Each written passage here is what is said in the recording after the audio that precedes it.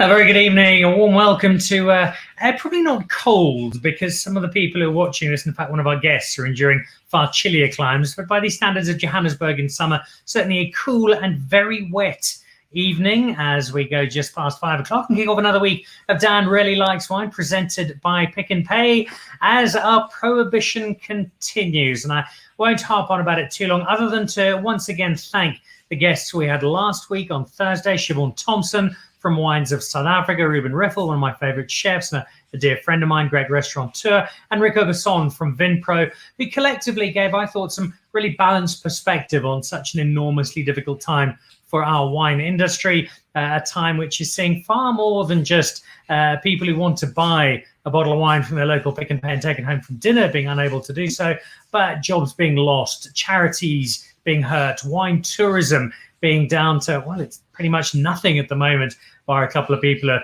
going off for meals on wine farms that are mostly served without wine. So it's a difficult time and we hope for better. But as we do that, we do two things on Dan Really Likes Wine. We continue to celebrate South African wine based on the very scientifically studied and proven perspective of this particular show, that South African wine is the finest in the world. And we've got a lot of that to try today, but also to try and celebrate the other avenues. How else can we get South African wine out to the world? How can we talk about South African wine? How can we continue to celebrate the South African wine story, the current circumstances notwithstanding? And to that, entering forward to Thursday, I'll be speaking to the guys behind Wine Future, which is a terrific conference. I'm going to be part of that, but also speaking to David Fuhr in New York, as well as to Pancho Campo in Spain, Mike Radcliffe representing South Africa, an extraordinary woman called Selena, who runs Magic Johnson's businesses, but also has a great interest in wine, and South African wine in particular.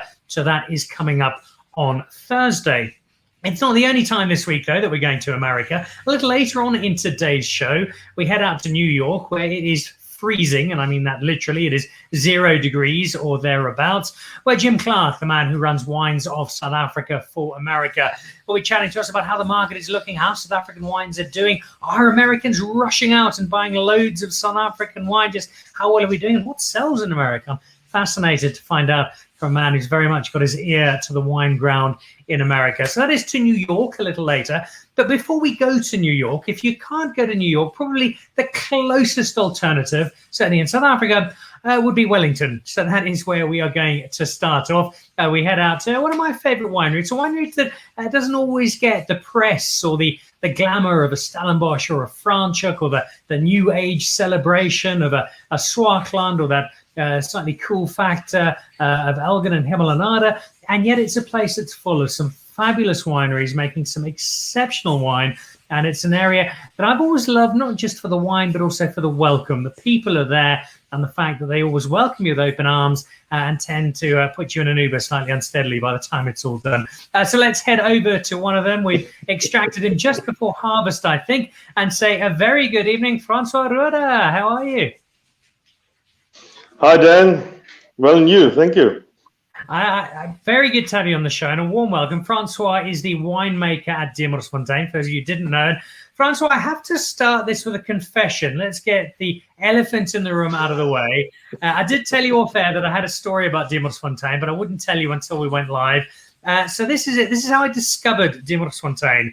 Now, it wasn't at a tasting. It wasn't at a 5-star dinner. It wasn't a recommendation from a top winemaker. I was just out of university and I played golf at Paarl Golf Club with two good mates of mine, a guy called Mark I'd grown up with, and Dylan Shepherd, who's now the assistant coach at Kaizer Chiefs, played a lot of football for Bafana Bafana. And we played in the morning. We decided to go on a short, very sensible wine route and go and pick up some wine. So we drove through, we were driving along a road, and we spotted an entrance, and we didn't have a wine route map on. So we pulled in to ask for directions to a wine estate, and a very nice gentleman met us when we got out. Hello, sorry to interrupt you, but we've decided to do a wine route, and we're trying to find a wine estate. Do you think you could point us in the direction of one? And he stopped, and he looked slightly embarrassed, and he said, well, actually, we are a wine estate. And we'd found our way to this place called Diemersfontein. And the three of us, none of us had ever heard of it before. This is before I'd started writing about food and wine. And so we thought, well, we'd better go and try some of this wine. We've never heard of the place, so it can't be any good. So we went downstairs to try it, and we were given this pinotage. And we tried it. It was quite unlike any other wine we had ever had. And I can tell you, because it's now far enough along that my mother, who's probably watching, can no longer take me to task, I spent my entire University of Cape Town semester book fund on buying 3 cases of Diemersfontein pinotage. Oh. That was 2001, 2002. So that was my introduction to the estate you now call home. Boy, that was like the beginning of the years, yeah. Yo. Interesting how one can discover places, yeah, but that, you said it's 2002. About 2001, 2002, which gives my age slightly. Yeah, about 20 years ago. That was the beginning of Diemersfontein's wine. We started producing wines in 2001, so I think we weren't on the map yet so much. So yeah, no, that's definitely, but that's how you come across stuff, you know. You just walk into a place, and then by surprise you end up walking out with a few cases. That's how we always feel about Diemersfontein. People come in and then they're quite surprised if they didn't know about the place, but they always walk out with a few cases of wine. And they work out with it increasingly so because of your pinotage. I think it's important to say that you make far more than just pinotage, and I've had some great Diemersfontein wine from across the range. But it is that pinotage that really did so much to put you on the map. Take us back to the beginning. I'm not sure if you played a role in that, but that coffee pinotage, was it an accident? Was it engineered? How did that particular story come about?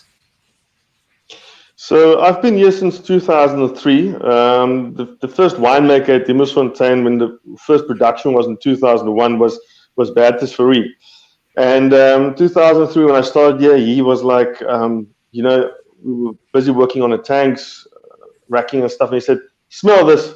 You tell me what you smell." I'm like, "You see, this is not like typical red wine. This has got like very aromatic, smoky coffee characters." And he says, "Yeah, that's our coffee pinotage." I said, "Geez, this is something totally unique. I've never tasted or smelled it before." And I said, "You know, how did you came about this?" He was at that year busy with his thesis on oak alternatives and so on. But what he told me was 2001 was his first vintage. He was experimenting with different oak alternatives from Russian oak, Hungarian oak, French, American, bit of staves, bit of this and everything he was busy playing with. And in the corner of the cellar, he had a tank with these French oak staves installed. And it was destined actually to have Shiraz on it. Now, he said, obviously, pinotage is our first varietal, that red grape that ripens here, and it was coming in quite thick and fast, and he was running out of space, and he was like, hell, it's going to be easier just to use the tank than to take out the staves and rewrap them, all that, so he just put the pinotage on it. I think he had an idea what's going to happen, but yeah, that was something really out of the box that came about with this really intense coffee chocolate character. It was 10,000 liters that he produced. And yeah, he always said to me, he was quite scared of that first year, being the first winemaker at Diemersfontein, thinking, yo, this is something really daring that happened. And yeah, today it's it's all over the place. Coffee pinotage has been made by other wineries as well. And yeah, it's a nice wine. It introduces people into drinking red wine. I've had my family who actually just drunk white wine and sort of semi-sweet, got them to actually introduce onto red wine with us. So it's a unique wine. It introduces people, and it's quite attractive. So it actually gets your younger crowd going. But yeah, that was the fun thing, and it's the first, call it 3 weeks of harvest. It's mostly pinotage coming in, and we just produce that. So after 2 to 3 weeks of just smelling coffee and cellar, you start thinking, where's the other grapes coming in? So yeah, it's fun making it. It differs each year a bit, but yeah. Just out of interest, because it's become such a popular wine and it's inspired so many others. I think about the cafe culture that I think the KWV team make as one of so many examples that are on the market at the moment. But you guys did set the benchmark, and you're appreciated for that. How many bottles, how many cases of your original coffee pinotage would you produce in a year? We are looking at around about 40,000 cases a year that we produce. Obviously now with COVID and the whole ban, things have been a bit slowed down, so we might be doing a bit less this year, just to sort of balance it out, that we don't sit with a surplus. Everybody's sitting with a surplus at this moment, but yeah, it's still our best-selling wine. It's still an introduction to our range, because we do have others, like you said. You know, we've got Shiraz, Cabernet, we've got Merlot, we've got some great whites, Chenin and Sauvignon as well, and a bit of Rosé, which are picking up with sales. And I give it the credit to the coffee pinotage. People get introduced to Diemersfontein by that. And yeah, a lot of other wineries has caught on to it, like KWV and Boland and a few others as well. And each one is making their own style of coffee. I mean, you can taste them all blind, and we do that every other year just to see what the quality is and everything out there. And it depends on what style you want to go for, a lighter style coffee or more intense. People play around with the style nowadays, so you can get an array of different coffee style pinotage out there. And even the other cultivars, they're also playing with adding these characteristics to the wine. Is there a danger when you're doing something like this of over-engineering it, of trying to play up to this name of coffee pinotage and maybe doing too much to it as opposed to just letting the grapes doing the work? Is that a challenge for you as a winemaker? Dan, you still want to have some fruit coming from the grapes. So for me, it's very important that the quality of the grapes is still a good quality. It's sort of like just below our reserve range Carpe Diem range quality grapes that we use. And yes, it's quite a lot of oak that you use. So you need to have the balance of not leaving it too long on the grapes or on the wine, so you don't overdo the whole coffee. And over the years, I think we've got to sort of perfected that style, that you still have a wine that's got this beautiful characteristics. So you need to be careful of how long you expose the wine. You can have something that's quite dried out and just one dimensional at the end. So it's a nice thing. It's got a balance to it to work it out. Yeah.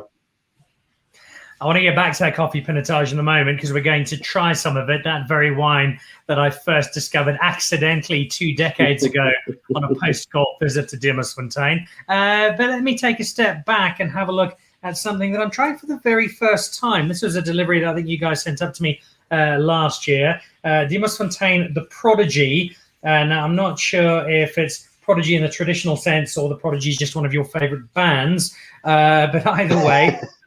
a slightly different pinotage, and it's something I've really noticed coming out of South Africa over the last probably 3-4 years. Might have been longer, but I've really picked it up the last 3-4 years, and that's the extent to which our winemakers are doing more with pinotage, not simply giving it that coffee interpretation, but harking back to the original grapes that first gave us pinotage when the professor had a few too many glasses one evening and decided to marry a couple of grapes. We're seeing some of the lighter styles, some of the fruitier styles, and we're seeing a greater breadth of interpretation of what pinotage can do. And I think that speaks to exactly this, to your Prodigy. Correct, Dan. We are playing around with having wine at different levels in our portfolio. So coffee pinotage, or our Diemersfontein pinotage, is like smack bang in the middle. Then we've got our Carpe Diem, which is our reserve pinotage, sitting at a higher price point, smaller volume, selected vineyard blocks, and a bit of new oak barrels aging. And then we thought there's another gap for a wine that's unoaked, maybe slightly oaked, just something for an everyday drinking wine. At a lower price point that one can enjoy. And we came up with the name The Prodigy, saying that this wine will follow in the footsteps of its bigger brother and the other siblings. And we started out in 2019, mid-year. So the wine's about 1.5 years, 2 years going now, and it's doing very well. It's got that pinotage character, the plum. It's got that bit of spice on it, red fruit, and it's soft and easy drinking. It's under a screw cap, so it's for easy enjoyment to open. And we took a jump and said, hang on, let's do it, and let's have fun with it.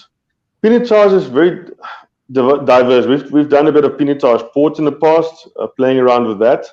Done the coffee. So we're endlessly always trying to see what we can do with pinotage. We're known for pinotage as a pinotage producer, and we love it.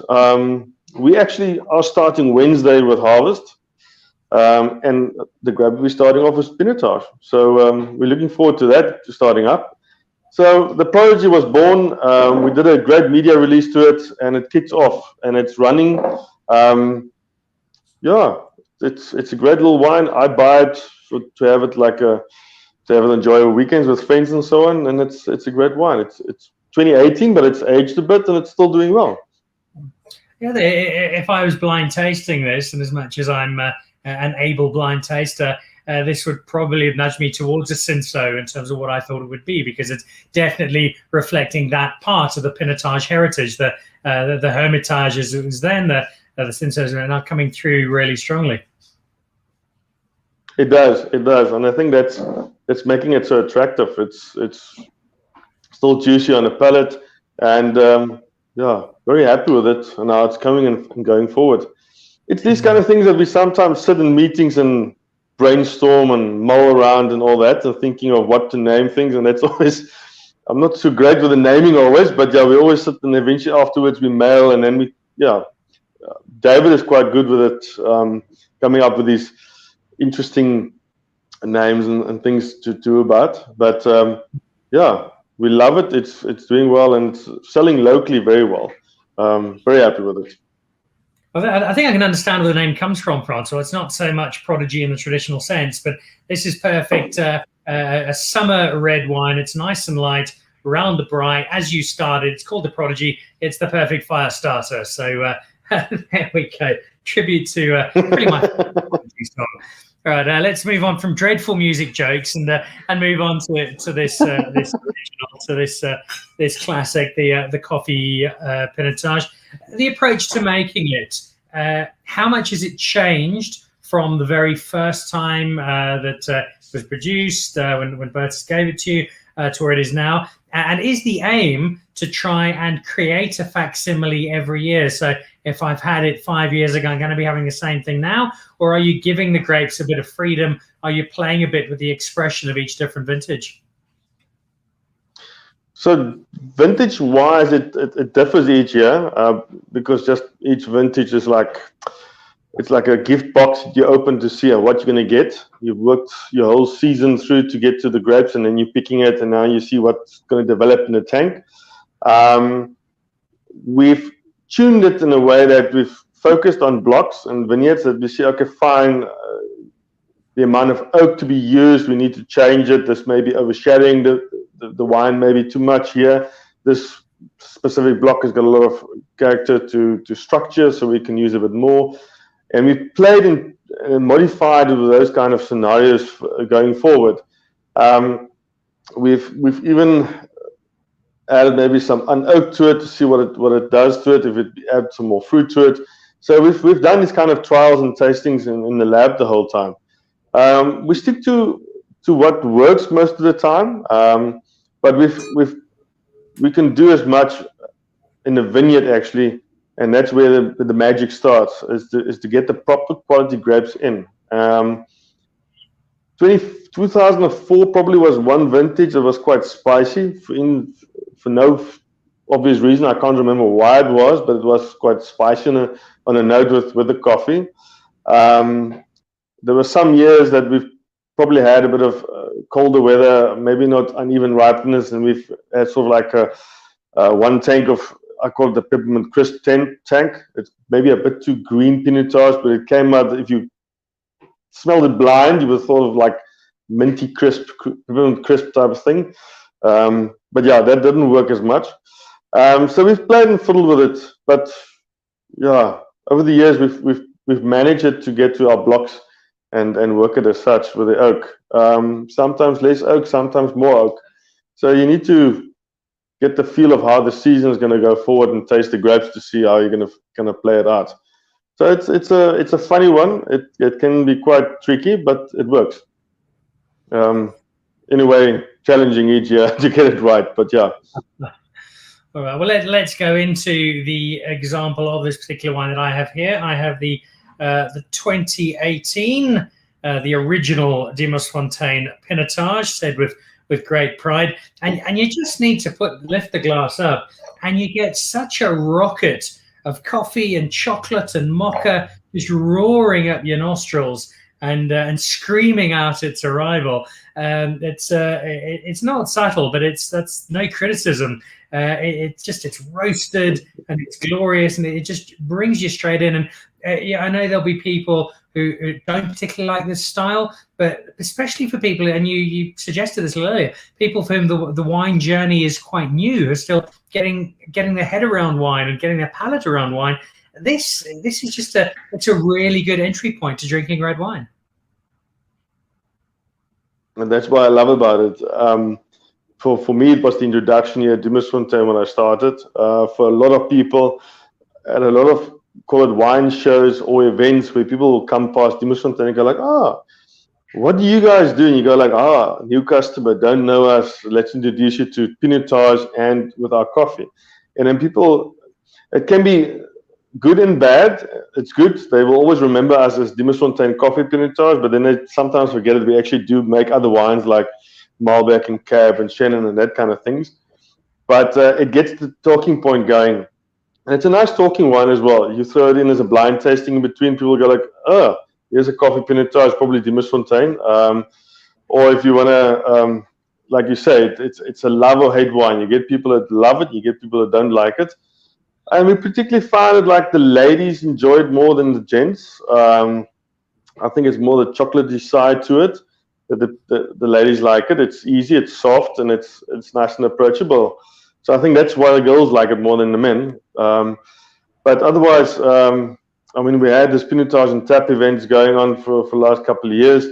It's just crazy how people still enjoy this wine, and especially each year there's new drinkers coming onto the market, and they're always experimenting, tasting new things. And starting off with red wine, I must say, it's always easier with white wine. It's easier to enjoy. Red wine can be sometimes challenging for people, and then you just throw them this one, which is a bit more like, it's not the winemaker talking nonsense now of the nose. I can actually pick up this coffee and that kind of characteristics.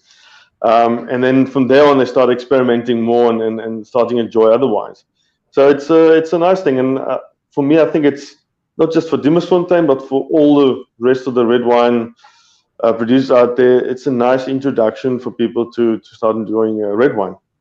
But yeah, on the nose, it's prominent in your face. I mean, the guy can stand with a glass, probably the social distancing from you, and you'll pick up, that's coffee pinotage going on there.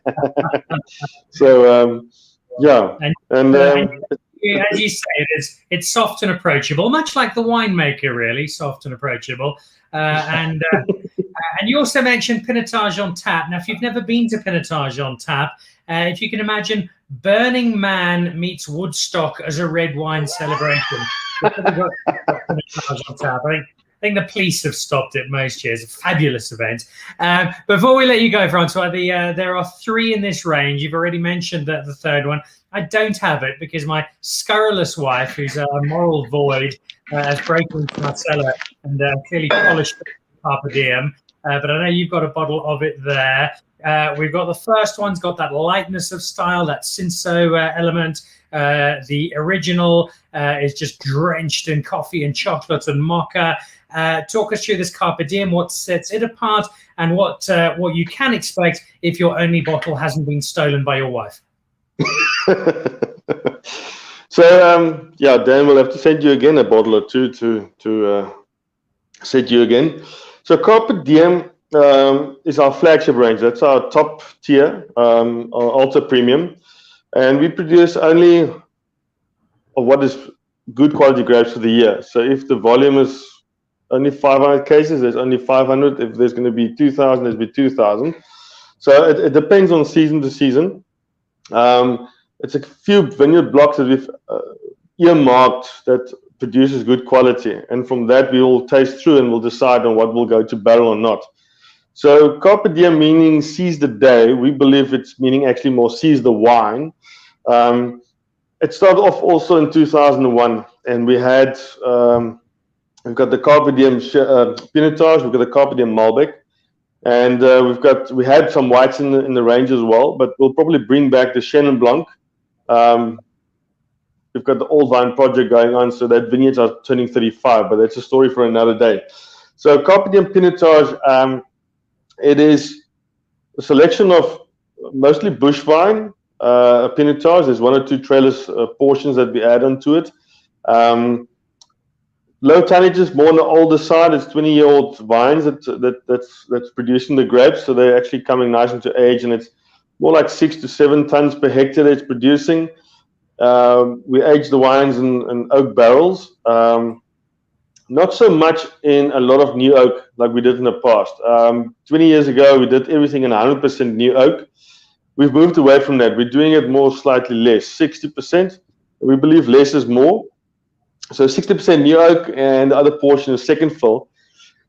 And it's just to sort of to show pinotage grape characteristics, those beautiful plum, black fruit, bit of pencil shavings from the oak, spice and that kind of things to come forth, just to balance it out. Aging is about 16, 18 months in barrel. And we've opened these wines on occasion which were 10 years old and still showing well. Still showing beautiful characteristics of fruit on the palate, still smooth. We did with our Cork Club 1 year a vertical tasting of pinotage from 2008 to 2012. And it was just to show them actually how this wine ages and so on. And people were like, where can we buy? Where can we buy? And we're all like, sorry, we just had this. It comes from our library, and it's just for tasting, just to show. So pinotage has got that capability of aging as well as Cabernets and those others as they do. And that's where carpe diem comes in. Our little big brother of the three. Now, David normally got a little story, and he told me I must stop telling this whole story. But between the carpe diem and our Diemersfontein pinotage, when you go to a wine show, people always come up to the table and go like, so what's the difference between the two pinotage? And you always had to tell, this is the coffee pinotage, this is the carpe diem, the flagship. So I suppose you got a bit tired of telling the same story. So he eventually said, it's like having 2 daughters. And your oldest daughter's generally the one that's more classic, well-mannered, probably a bit in the music and all that kind of things. And that's where carpe diem comes in. It's more your classical style pinotage, typical of what a pinotage should be. And then you got normally a middle child that's got a bit of a middle child syndrome, a bit of rebel kind of thing, going out and party. And that's where the coffee pinotage comes in. It's not typical your pinotage, not typical what it should be. So that's how we mix the two up. Yeah.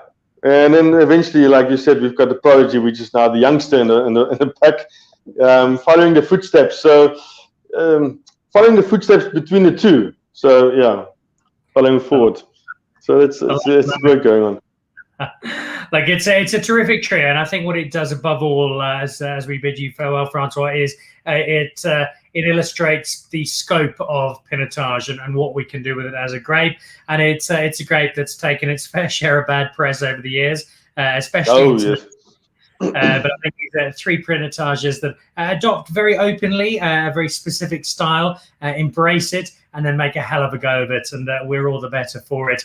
Francois, I know you've got a harvest to prepare for, and I know that winemakers spend extensive time doing CrossFit in the build-up to harvest. I'll let you get back to your CrossFit class. Thank you very much, and I look forward to a pinotage on tap coming up at some point this year, if we can have such events, and to getting hold of some carpe diem once the ban lifts, and then hiding it somewhere that my wife can't find it.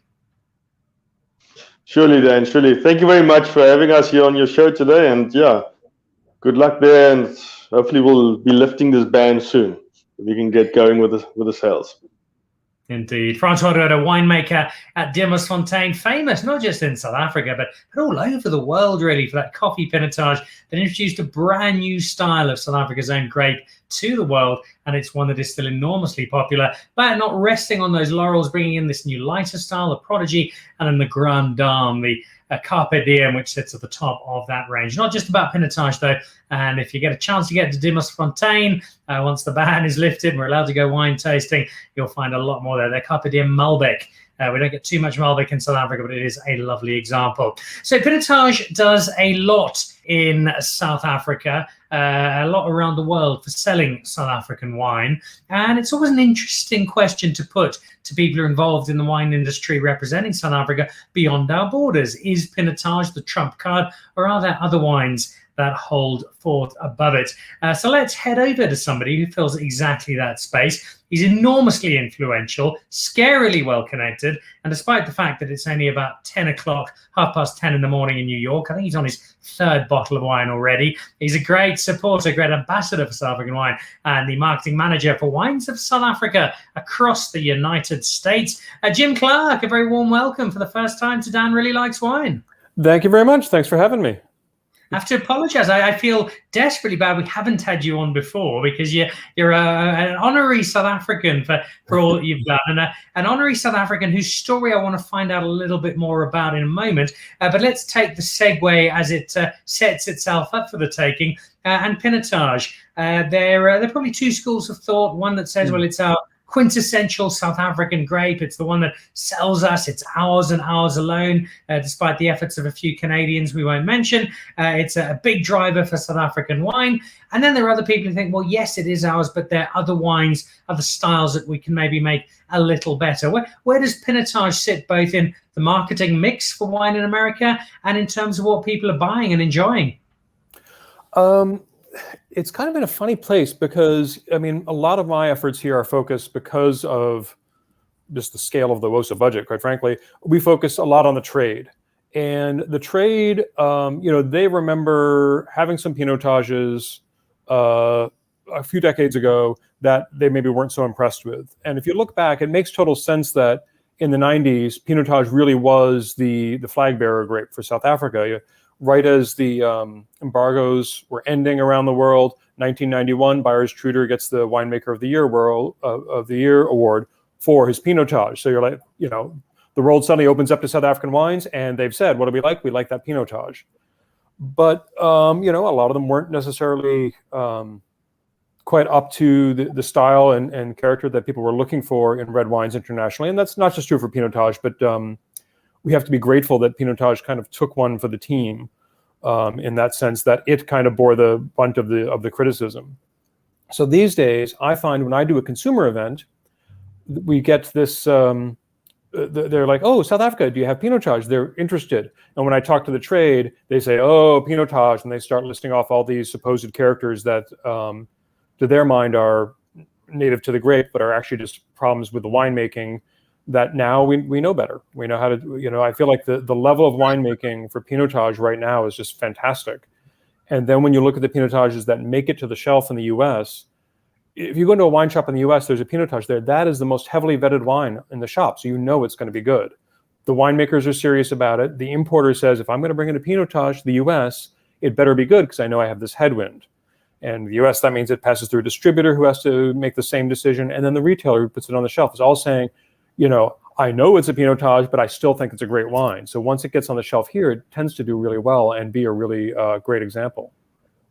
I'm glad to hear that, and I'm really glad that the space pinotage finds itself in, and we've seen three wonderful examples from Francois from Diemersfontein, is a much better, a much more engaged space, and one that I think is getting deservedly far greater plaudits. It sits within a broader South African wine mix, and as I know you'll agree, we make the best wine in the world, Jim, which is why you absolutely do. Tell us about your story. How does Jim Clarke find himself as part of, firstly, the wine industry, and then far more importantly, as our flag bearer for Wines of South Africa and North America? Well, as all real wine specialists do, I have a degree in music. I studied classical music and in the US and then in Europe for about 5 years. I came back to New York in 2001. And as you do when you have a performing arts degree in New York, you work in restaurants. And I was very fortunate to work for a restaurant group that had an excellent training program.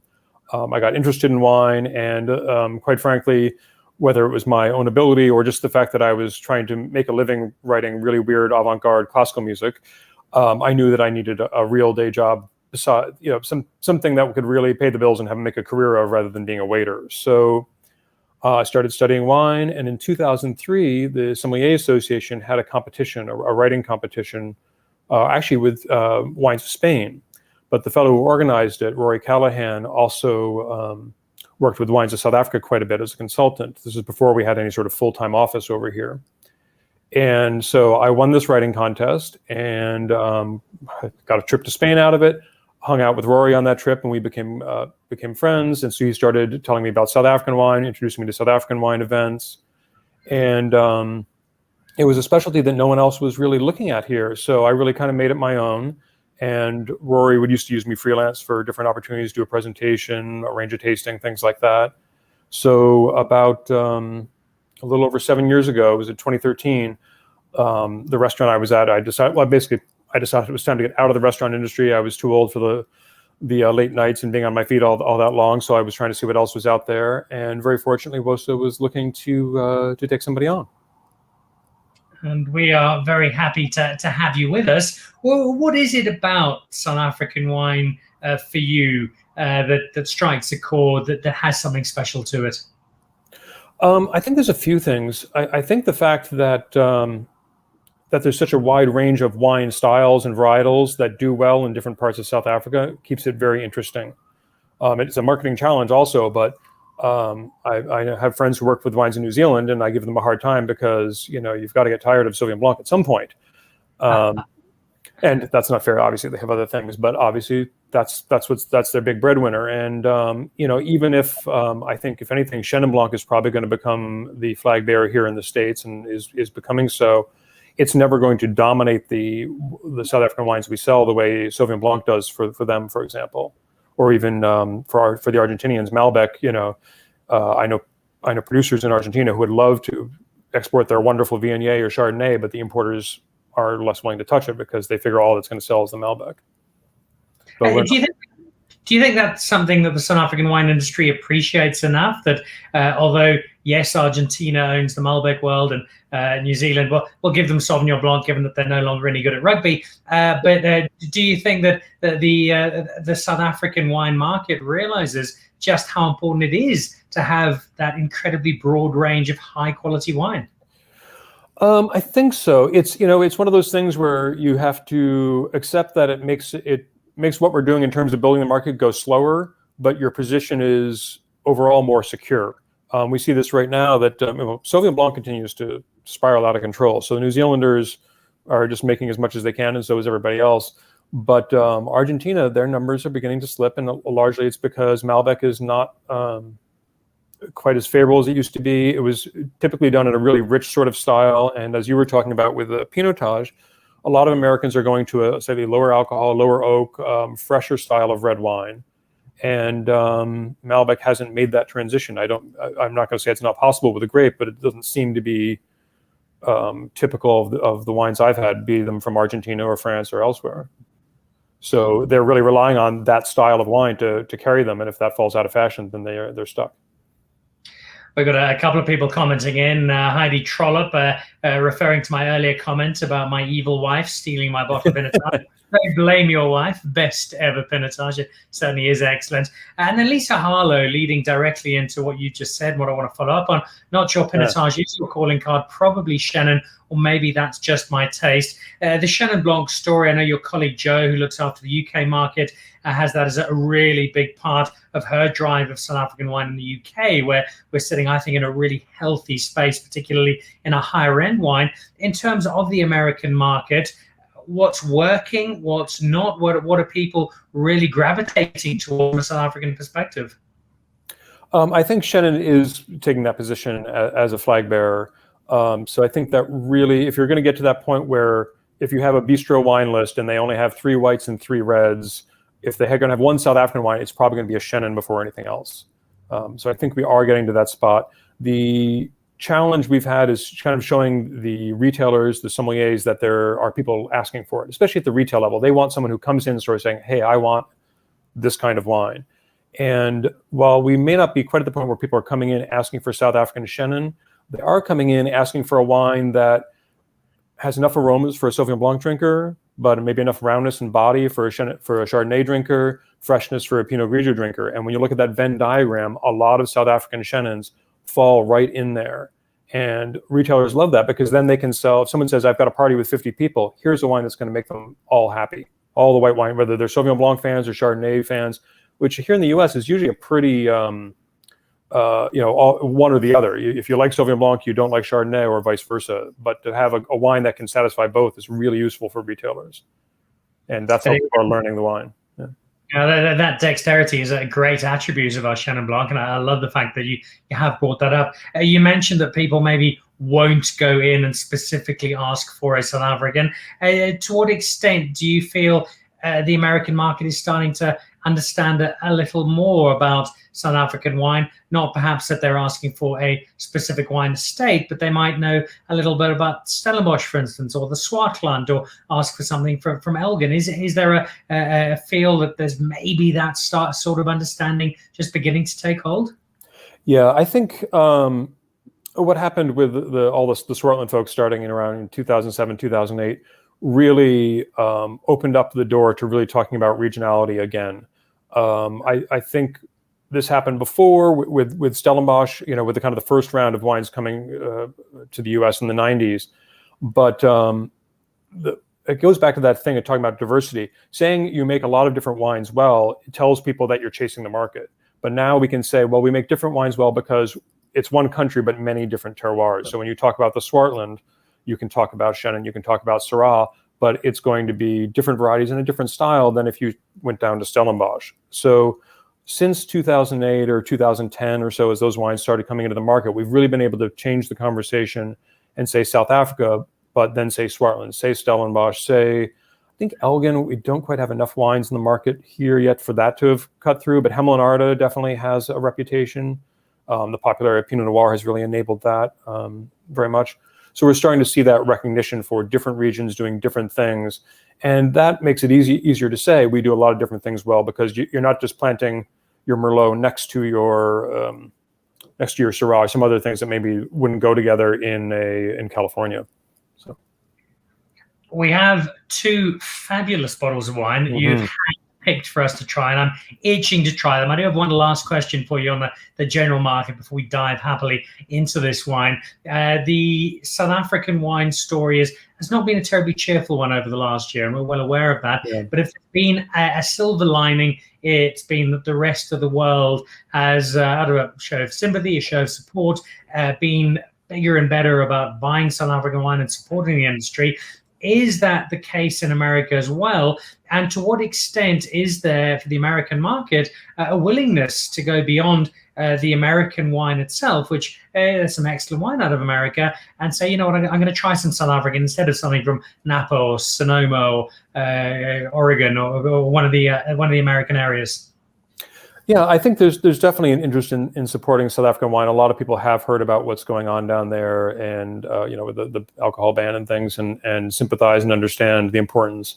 Also, right now, starting in October 2019, a tariff was put on a lot of European wines, 25% tariff on many European wines. That's actually been expanded just a month or two ago. And that's driven a lot of importers to diversify their portfolios. And South Africa, which has a reputation here for being a little, somewhere between old world and new world in style, maybe a little bit more European than, say, wines from Australia or South America, has really driven people to look at South Africa again within the trade. I'm sorry, I've kind of forgotten the second half of your question. In terms of buying wine, are Americans happy to stray from the American path? Yeah, in the context of a wine producing country, if you look at Australia, more than 90% of the wine sold there is Australian, and then much of those imports are then New Zealand from their neighbor, basically. Whereas for us, it's about 65 to 70%. It kind of fluctuates between those numbers. So there is a lot of room for imports, and what we have now, especially as people are really looking to explore, and what's great about South African wines is it is familiar varieties. I mean, Chenin Blanc, maybe people don't know the grape, but they've heard of it. And certainly then we have Cabernet, and we have Chardonnay, and we have Sauvignon Blanc, and we have Shiraz. these are all familiar names. But South Africa is a step away from maybe what they're really familiar with. So you get that taste of something new, but it's a familiar variety. So it's a good baby step for people who want to explore but don't want to jump to Zinomavro from Greece or Arcazzatelli from Georgia or something. So. All right. Well, we've spoken about lots of wine. Let's drink some wine. You've absolutely chosen two particular bottles. The first one, somebody an estate that's featured many times on this show, probably America's greatest ever export would be Andrew Avenue. With apologies to multiple musicians, actors, and sports people. This is this here. I think you've got the 16. I've got the 17. You've spent many years in the restaurant industry. You know your wine particularly well. Talk us through what makes this wine appeal to you, and then maybe just touch on that South African American story, and if that's of any particular value for the American market. Well, I think what's exciting, this wine does really well in the on-premise here in the States, and actually does really well in general. But I think what a lot of sommeliers love about it is it's one of the first wines. I talked about Swartland before. The thing that excited them about them was not just the Swartland, but that the wines didn't taste like they were trying to be something else. And there was a period in the early 2000s where you really, at least what we were getting here in the States, you had a sense that it was driven by marketing decisions. So if you tasted a Chardonnay, it was trying to emulate that sort of buttery California style of Chardonnay with lots of oak and high alcohol. If you tasted a Shiraz or a Syrah, it was probably emulating Australia, because Australia was doing very well in the US market at that time. So this wine, it doesn't try to emulate the Rhone, but at the same time, you get these characters that say it's not chasing after the fruit bomb. And I think that's a big appeal. I also think, sommeliers love when a wine kind of keeps them on their toes. And when I opened this, I was getting lots of the red fruit, and I was actually kind of surprised by how much red fruit I was getting at. The fruit's darkened. I'm getting more the spice and earth and this kind of kind of sausage character. And that level of complexity and having the wine change over time is a lot of the pleasure in wine for people who are drinking something at this price point. So I think that's a big appeal of this wine here. It's the pair of them, Chris and Andrea, that just do continue to make such devastatingly good wine. And it's lovely to be able to take a wine like this and showcase it to the rest of the world at this sort of level. And before we go into the second wine, is there a challenge? I look at the UK market as a great example, where at the start we sort of went in at a very entry level and then tried to push up from there. And it took an awful lot of persuasion to make most people believe that a South African wine could fit into the 20, 30, 40, 50 pound category. This is a wine that I'd imagine would be in the at least sort of $50, $60, $70 space retail. Sort of doing some rough maths, but whatever it is at that higher level wine, how difficult is it to convince the American market that South Africa has wine that deserves to be at this price point? It's getting easier and easier. It's funny because one of the nice things is that the California wines, the premium California wines, have gotten so expensive. So you're talking, going back to your question about domestic wines versus South African. You can get, like, especially to go to a lower price point, if you were talking that $15 to $20 price range, which is the fastest growing price range in America right now, well, it's very hard to get really good quality and especially get character in a wine from a domestic wine, from a California wine, let's say, at that price point. You're really gonna have to start at 30 and then go up from there. This actually, last I checked on the shelf, would probably be $30 or $40 in the States. And at that point, to get a wine of this quality, of the same variety, well, California, I'd have trouble finding one. Probably it would be 50 or 60 if I were looking for Washington, which is doing very well with Syrah, or maybe a French import. So you're definitely still coming in under that price point for the same quality.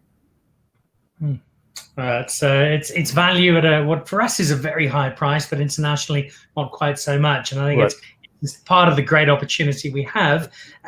We've got a second wine, and I'm really happy to finish with this one because it is such an iconic South African wine. And I remember when I first started drinking wine, this was the kind of wine that if you really, really, really wanted to try and impress somebody on a date and could get your bank manager to sign off on it in advance, you would buy. It's no longer in the most expensive range. A whole pile of wines in South Africa that cost a lot more, but there is still a gravitas to it. But I think also importantly for this conversation, it's a wine that speaks so strongly to the Stellenbosch red blend that for all the rising of other wine areas still is such a focal point of what we're selling to the world.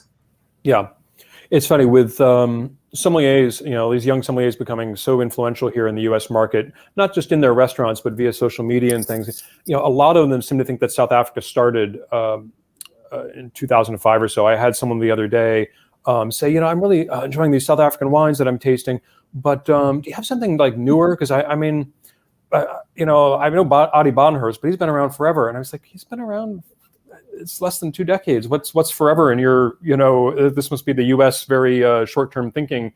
But it's great to be able to go back and show them things like Meerlust, like Thelema, and some of these Vergeleken and these other classics, especially Stellenbosch properties in particular, that were making great wines back before the wines were even coming over to the States at all. So that's I think that's a great tool or great spotlight to really. You can talk about history and you can talk about 1659 and Jan van Riebeeck, but if you can show it in the glass and say this winery has been doing this since 1980, that's really going to make more of an impression and really convince people. That's one of the challenges we have right now is trying to have a virtual tasting. If you can't get the wines to people, the wine does so much of the work that it really has to. You really have to talk a lot more to try to get the same work done if you don't have the wine in front of the person you're talking to. And that's as we drift towards the end of what's been a fascinating insight into the American market. Give us just a little bit of a sense of how that works, because I know from speaking to guys who've tried to get their wine into America, it really is an absolute jigsaw puzzle of a market. Oh, absolutely. States have different taxes, different rules. In as much as you can in plain speak, how does it work? So basically, when Prohibition ended in 1933, the federal government largely just washed their hands of the whole thing.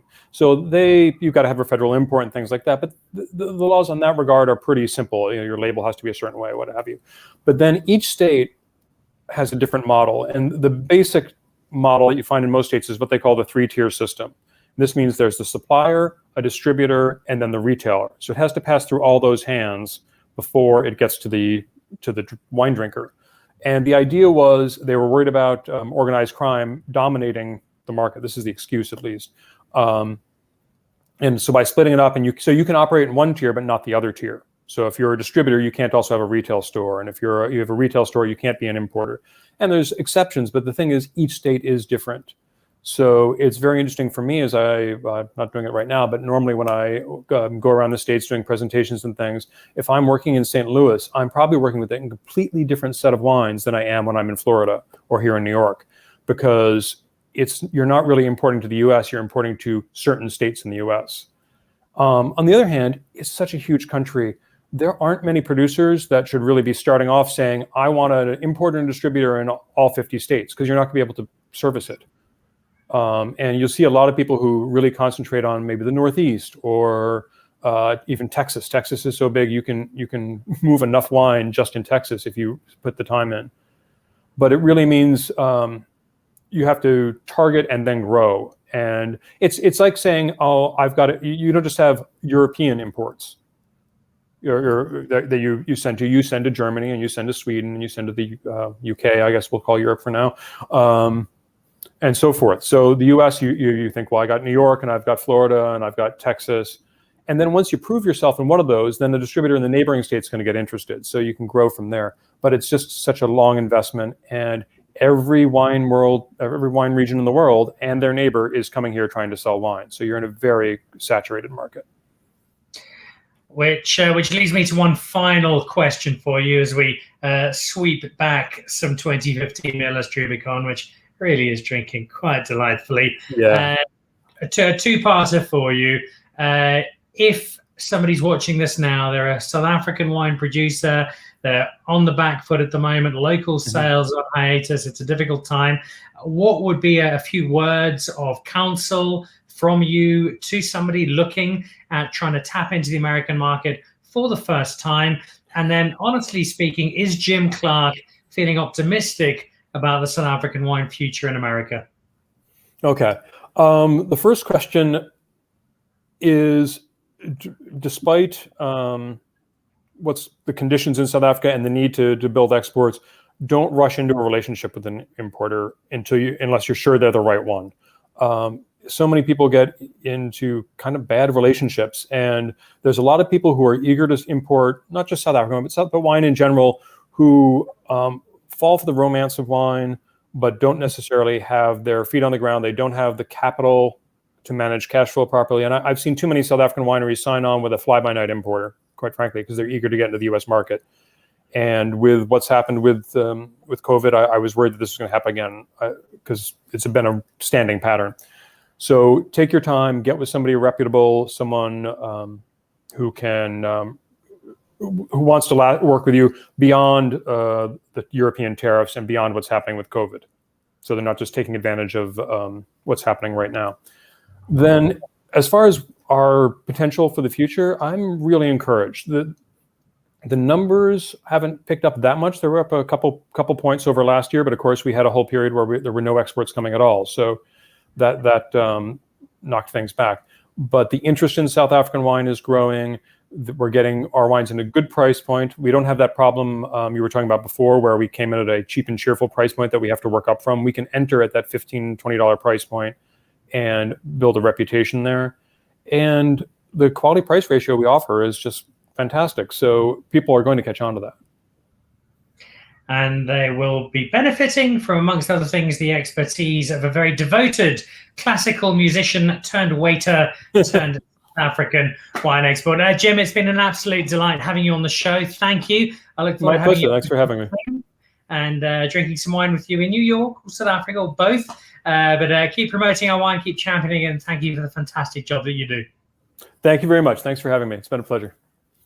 There you go, Jim Clarke heading up Wines of South Africa over in the United States, where, as we see, there is a lot of potential. It's a tricky market. It's got some challenges, but also a huge amount of opportunity. And if you're interested, if you're watching, if you're a wine producer, winemaker, wine seller in South Africa, speaking to Woza, speaking to Jim is a very good first step in the right direction. Speaking of steps in the right direction, if you're not already, the Pick and Pay Wine Club, yes, we can't buy the wine at the moment, but it won't be too far away. And if you're a member of the Pick and Pay Wine Club, you simply SMS your Smart Shopper Club number to 36775. You become a member of that club free of charge, and that gets you 3 times the Smart Shopper points. It gets you 20% of 10 different wines each month, 20% of a selected case or a magnum, as well as some pretty cool events and monthly competitions. And it's free of charge, so there really is no reason not to be part of it. No reason either not to be tuning in on Thursday, where I am joined by Pancho Campo, who founded Wine Future. He'll be joining me from Spain. David Fuhrer will be joining me from upstate New York, ahead of the Wine Future Conference. It's an online wine conference that takes place from the 23rd to the 26th of February. I'll also be speaking to Mike Radcliffe from Villafonte. He's also the chair of Stellenbosch Wine Routes, and to Selena Cuff, who's got a very strong background with South African wine and now also runs one of Magic Johnson's big businesses, a very impressive member of the American business community with a very strong leaning towards wine. So that is Thursday coming up, 5 o'clock on the usual channels. For now, thank you very much for joining us. A big thank you to Francois Roode from Diemersfontein, sampling some pinotage and the pinotage story. And a big thank you to Jim Clarke from Wines of South Africa in America, doing a terrific job to help out our wine industry in America when the industry has never needed help more. Keep watching, keep tuning in, keep following our social media, and thank you very much for joining us. If not before, we'll see you with the Wine Future team on Thursday evening. Cheers and good night.